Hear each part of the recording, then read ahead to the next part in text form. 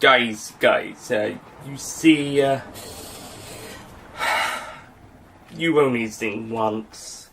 That's the problem. You only sing once. Well, hi there! I take it back. You only sing twice.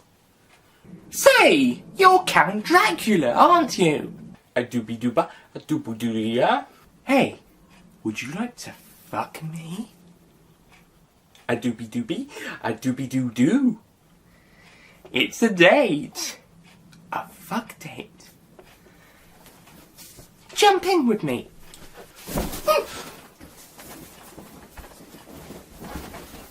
Come on, Dracky. Come on. Blah, blah, blah. I don't say blah, blah, blah. This dream is for you. So pay the price. Make one dream come true. You only live twice. And love is a stranger. Don't tell me this just yet. Don't think of the danger, for the stranger is gone. This dream is for you, so pay the price.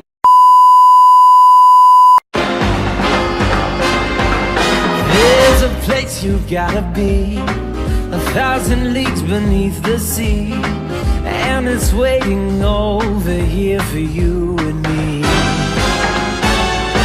Gonna take you for a ride, but first you've gotta come inside. Get ready for the party's on tonight. Hello ladies and gentlemen, Nick here and welcome to my review of Hotel Transylvania 3, A Monster Vacation. Or just Hotel Transylvania 3. Although in the American version, I think America? Yeah, I think it's Summer Vacation. Yeah. In which case, we may as well have called the British one Summer Holiday. It works as well. But title changes aside, the film is actually really good. Or at least, as a kids' film. Certainly, I think a lot of adults won't be too impressed by it because there's a lot of childish humour. But it's very funny. It's got lots of heart and got some very good laughs scattered throughout, and it's quite funny. I can see why some people might hate it. I mean, lots of people don't like these films for one reason or another. I don't completely get why, but maybe some toilet humour occasionally, like the fart jokes. At one point there is a few points where there is jokes about wind in this one, but generally it's very funny and the stories are decently written. I wouldn't say terribly well, but they're decent enough, and it has hearts, and the character development is second to none, at least for Sony animated films. Okay, I haven't really seen many. I've seen Open Season, the first one, that was terrible. After Christmas and Pirates of with Adventure with Scientists, they're more art films. Sony just distributes them, and I think that's it, really. Oh, and the co-animation with the first Smurfs. That wasn't so great. But from the ones I've seen, Hotel Transylvania 3 are probably the best in terms of character development, with the possible exception of the Arden films. But certainly in some of these, they've got a lot of character development for the main character, the Drac family, throughout the entire trilogy, with Drac having to come to terms with letting his daughter go in the first film, to letting her get married to Johnny, and then having their own son in the second film, and the relations between the four of them, and also then Drax's father as well, and then that leads into this film as well, with Drax being a bit lonely as he sees lots of couples together, and he's feeling that with Mavis now with her own family, and he is a bit lonely now as his wife dies off screen, as mentioned in the first film. So he is feeling a bit lonely, and that's where the story of this film comes in, with Drax trying to kind of come to grasps with feeling a bit lonely. As Mavis mistakes this as him working too hard, so she takes him on a cruise. In fact, she takes everyone on a cruise. So that's fun. And it's on that cruise where Drax meets this woman called Erica, who he zings with. So this is his new love interest for the film. However, Erica is hiding a secret, a dark secret, and her motivations for being with Drax are a little different to his. Going to go into spoiler territory here now, but Erica is the great-granddaughter of Abraham Van Helsing, who we see at the start of the film, and he turns out he's alive as well here, with some sort of steampunk survival kit. I think Max Capricorn in Doctor Who Voyage of the Damned, but steampunk, and very old technology. Kind of like that. It's just the head and the arms, and the rest of his body is machine. So that's a surprise. I actually got surprised at the bit where they revealed Van Helsing Sr. was alive, because I did not expect that. That was a good twist. And it's also funny to see Erica try and kill Dracula whilst on their mission to recover the thing that will awaken the Kraken to destroy all monsters, which is Van Helsing's plan all along, whilst Erica is just trying to get rid of Dracula full stop, but soon starts to have feelings for him. Eventually her feelings for him win over, and so she eventually falls in love with him and tries to keep him alive. Eventually Van Helsing sees the error of his ways after a big battle with music. A big musical battle where his evil music versus Johnny's good music, or some people will say copyright pop culture music, playing against each other. But Van Helsing learns his lesson in the end, which is sort of an anticlimax, but it's a kid's film, so what can you do?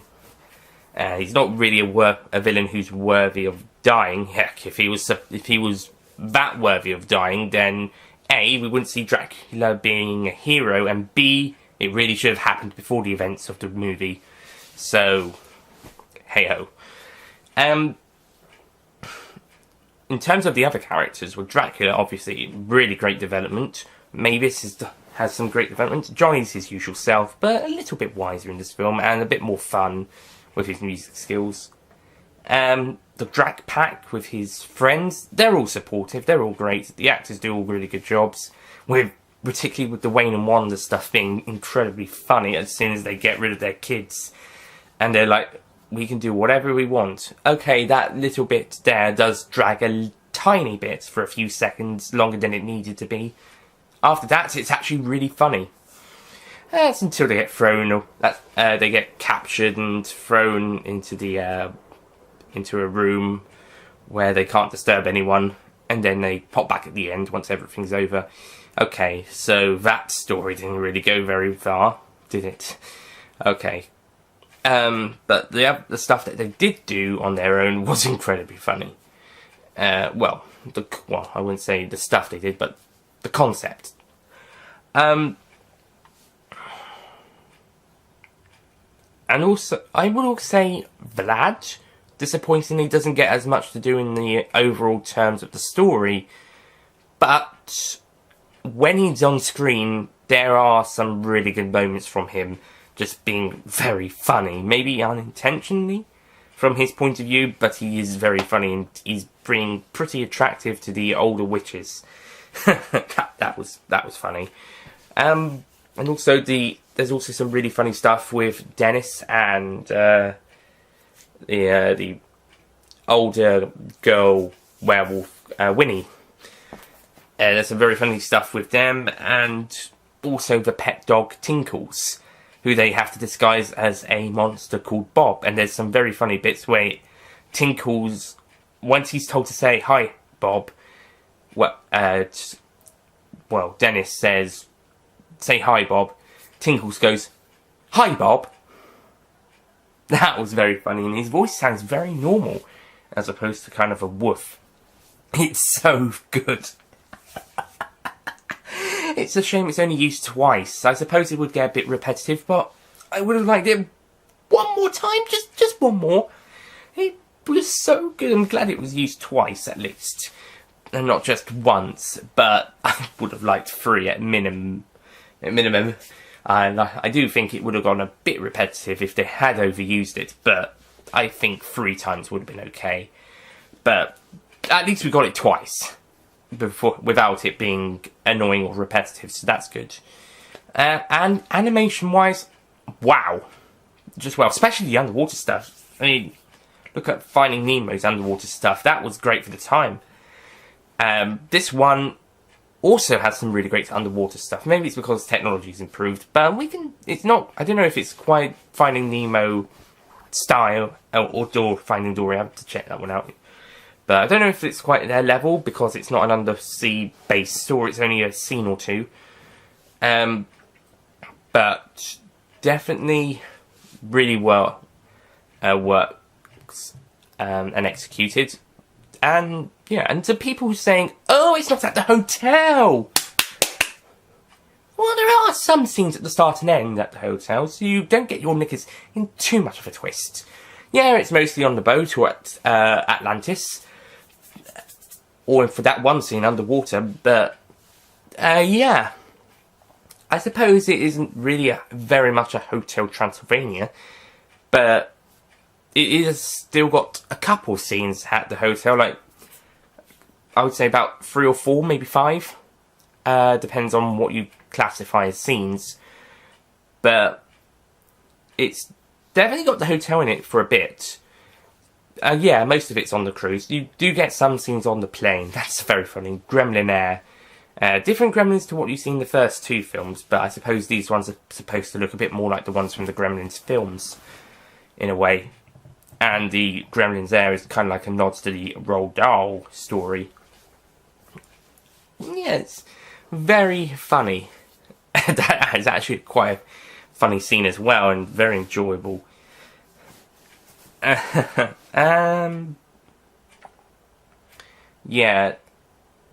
there's not really much more to talk about. I've pretty much covered most of it. Mainly it's the plot of them just having fun on a sea cruise and going to Atlantis via a deserted island. What was the first place they stopped off at? Actually, I think it was the middle of the ocean, just for some scuba diving. There might have been some other stuff. And also the villain's plot to destroy Dracula, going to Atlantis to get the thing and then using the Kraken to destroy them, with the constant Erica attempts to kill Drac by herself. There's some very funny stuff with her trying to do that, and she usually keeps hitting Blobby. He's okay, he survives, and he has a son/daughter, he has a child that he accidentally throws up, and when the child's balloon gets destroyed, he then takes part himself and forms a blobby dog. So we have 3 blobbies in this film. It's a shame that some of the clips from the trailer aren't included, such as Drac's remarks to Blobby throwing up and their reaction to it being his son/daughter, and also Dracula's reaction to his dad being a bit hit with the ladies, if you will. But other than that, not really much problem. I did think about giving a 9 out of 10, but I don't think it's completely worthy of a 9 out of 10. I think, like the other 2, I think an 8 out of 10 is a worthy score. Ignore that. That's nothing to do with this reaction. Anyway, review, sorry. So I'm going to give Hotel Transylvania 3 a 8 out of 10. Back up, cash in and get ready to begin. Toss the dice once or twice, baby, winning ain't no sin. So relax and just unwind. As enjoyable and as funny and well written and character development it is, I don't think it's 100% worthy of a 9 nor a 10. I think 8 out of 10 works just as well. I think it's a very high in 8 though. It's about the same level as Ocean's 8. It's a very high 8 out of 10 as opposed to Ant-Man and the Wasp, which was a bit lower down. Yeah, I think this one is worthy of an 8. It was very close to being a 9, but I don't think it quite got to be a 9. I think I think some of it wasn't so great. Like I said, there's some humour that some people will probably say, ew, that's very childish, they're not very good writing. Whack, whack, whack, whack, hate. That type of stuff. Personally, that doesn't annoy me. I would notice, I do know what probably would annoy the people. I think the gas problems with Dragon Mavis's gas problems with garlic are, I think that's the most notable and the most critically panned, would be the most critically panned bit. I don't really see there's much terribleness in this one. I think this one may possibly be the best one. Possibly it's this or the second one. I think this one's probably better on a funny level. I think maybe 2 is on a character level. That might be a more character-based one, whilst this one's a bit more enjoyable. The first one did a good job with setting up the backstory and this universe, and then 2 and 3 then took it and ran with developing and expanding. In overall terms, I think it's a very good film, very enjoyable. Younger children will like it. Children probably in general will probably like it. And I think families will enjoy it as well. Adults going to see it on their own may not be so impressed, but if they go with their children or with their parents maybe, in my case, or parent and sister, or maybe with some friends who may enjoy this type of stuff, some people may like it, so yeah, I liked it. I think it's good. I think it might possibly be the best of the trilogy. Not certain, but I think the whole trilogy is on the same level, but slightly better as they go along. So, I think, yeah, that's Hotel Transylvania 3. Surprisingly good. I mean, I think I actually thought it was going to be... I think it actually turned out better than I thought it was going to be honest. I think that turned out the same for the second one. And to be honest, also, for recent films, Mamma Mia and Mission Impossible Fallout. Sorry, that's Mamma Mia, here we go again, and Mission Impossible Fallout. In fact, Incredibles 2 as well, to be honest, and maybe even Sicario 2. And maybe Jurassic World, Fallen Kingdom, and Ocean's 8. Quite a few that recently I didn't expect to be as good as I would think they'd actually be better. The only one since Jurassic World, Fallen Kingdom, that hasn't been as good as I thought it was going to be was... Actually, no, Ant-Man and the Wasp. That was actually slightly better than I thought it was going to be. Okay, they've all been pretty good. It's just that I think Ant-Man and the Wasp was the weakest one of them, that or Sicario. But I think actually Sicario, then Ant-Man and the Wasp. But then again, Sicario 1 wasn't a terror. Sicario 2 was an improvement of Sicario 1, so I didn't have big expectations of those. I suppose I could say the same for the Ant-Man films, but with slightly more because they're also part of a larger universe. And also it's the 20th of said universe, while Sicario 2 is only number 2. But anyway, so that's Hotel Transylvania 3. Thank you for watching, and I'll see you guys next time. And let's not hate films just for the hell of it, okay, guys? Okay. Also, one more thing I want to clear up. I've been thinking about this. Is it in animated movies recently where the couples just call each other honey as opposed to other names? It's the same in Incredibles 2. The couples will just say honey and that's it. There's no darling, no baby, so sweetie. Stuff you get in live action films. Just other names for each other. So it's just makes me wonder if they're not allowed to say anything but honey or dear in animated films, especially ones for children. in children's films, I suppose, because it's I'm not sure why, but hunting, maybe deer as well. I'm not sure, but I don't know if that's an unspoken rule, or is it just the one they decide to go with for both films. But it just makes me wonder if they're not allowed to say other words, even though none of them are sexual, I would say, or imply sex. But I just wonder. It might be an unspoken rule or something. I'm not sure. I think live action films are okay with it.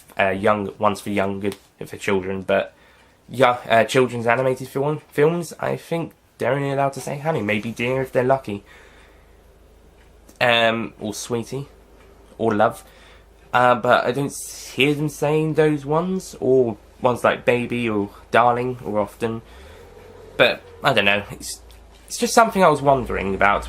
Why are they only saying one, maybe two words that the descriptions, I suppose, of those types of words when they have a catalogue of them that don't go into sexual. Not at all, actually. To be honest, I think baby's the closest. But even then, that's probably not that much. So I don't know. It's just something I was wondering. If anyone knows, just let me know. Okay, that should be all for now. Thank you for watching. This is definite this time. See you guys next time. Goodbye. Leave your worries all behind. So get ready.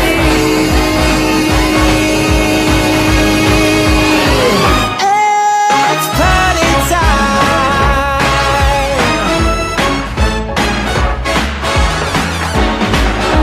It's party time.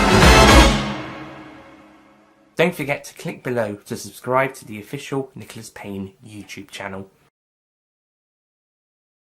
That's where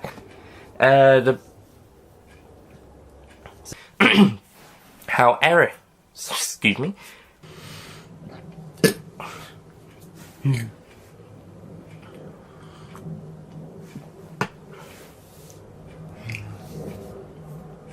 Eventually, she come.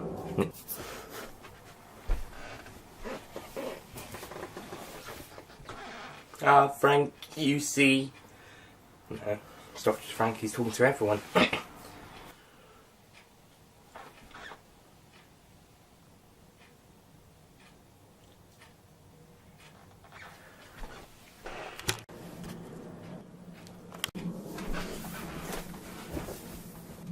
Wouldn't you like to go on a date? Would you like to go on a date with me? Would you like that? Eek!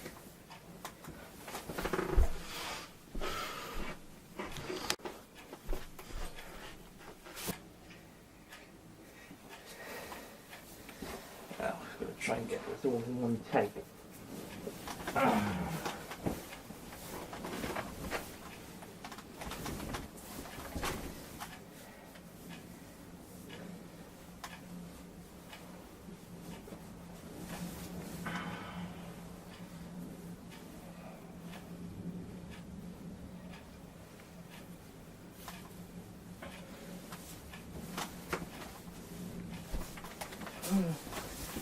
Action.